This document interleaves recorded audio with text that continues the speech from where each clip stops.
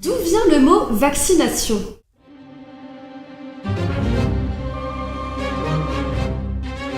Le mot vaccination est issu du nom latin vacca, qui signifie vache, et pour cause, aussi étrange que cela puisse paraître, à l'origine de la découverte du vaccin, il y a des vaches. À la fin du XVIIIe siècle en Angleterre, certaines vaches sont touchées par une maladie que l'on appelle la vaccine. Cette maladie fait apparaître des pustules sur les mains des fermiers chargés de traire les vaches contaminées.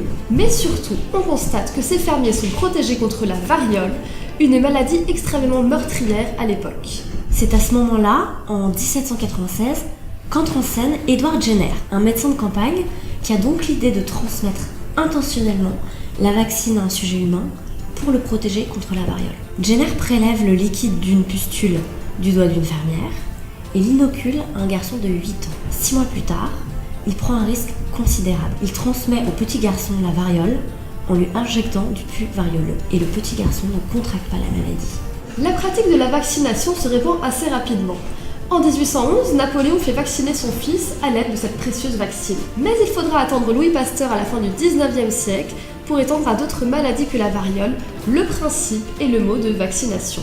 En fait, Pasteur considérait la vaccine comme une forme atténuée de la variole. Il était convaincu que l'on pouvait trouver pour chaque maladie infectieuse une forme atténuée de cette maladie qui serait à même de protéger l'organisme contre sa forme violente.